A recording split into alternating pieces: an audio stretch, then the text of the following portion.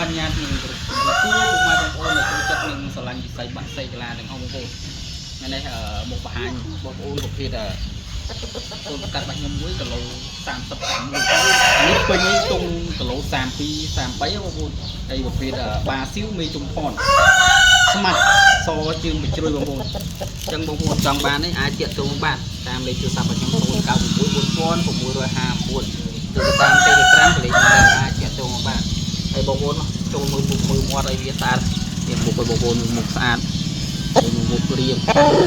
រោហើយមួយជើងបងប្អូនជើងសបញ្ជ្រុយបងប្អូនចឹងបងប្អូនបានទស្សនាវីដេអូនេះកុំភ្លេចជួយ like និង Subscribe ឲ្យ channel ខ្ញុំម្នាក់មួយផងដើម្បីទទួលបានវីដេអូថ្មីៗពី channel ខ្ញុំចឹងណាបងប្អូនហើយបងប្អូននេះអានេះជាបន្ទុកបងប្អូនចឹងបងប្អូនចង់បាននេះអាចតាក់ទងមកបាននេះខ្លាចតែមនុស្សទេបងប្អូនមាត់វាអត់ខ្លាចទេចឹងបងប្អូនយើងឲ្យអីអានេះខែទុំយូរតិចហើយកន្លះខែបានលេងកើតមាននៅផ្ទៃដែរតែពេញនេះបងប្អូនរួមករួមស្លាប់ពេញហ្នឹងណា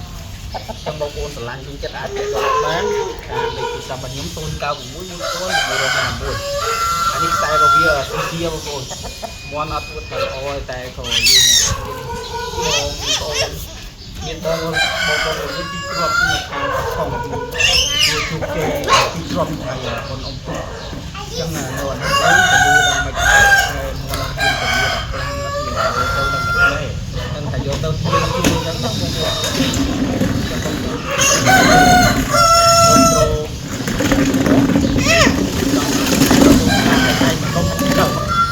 ្ទើរដៃ8គាត់ទៅមកបងលេចជួយ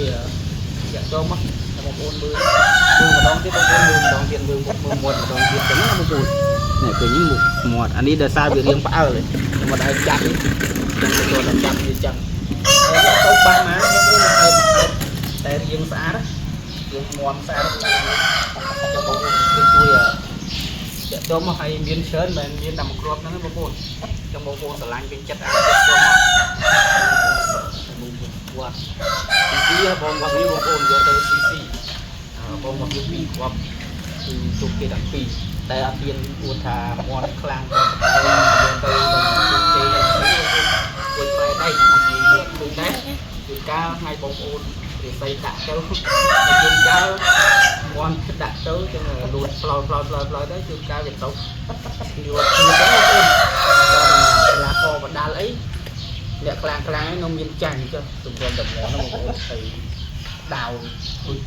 កាន់ដាវជាប់ដៃដល់ពីដល់សងខាងអញ្ចឹងដាវទៅតែមកចំហ្នឹងបងប្អូនអញ្ចឹងបងប្អូនស្លាញ់ទឹកចិត្តអាចទាក់ទងបានគីឡូ30 31អានេះពេញក្នុង30 សកា3ជួរជើងសស្មាច់ប្រភេទបាស៊ីវមីជុំផនអញ្ចឹងបងប្អូនស្លាញ់ទៅតាម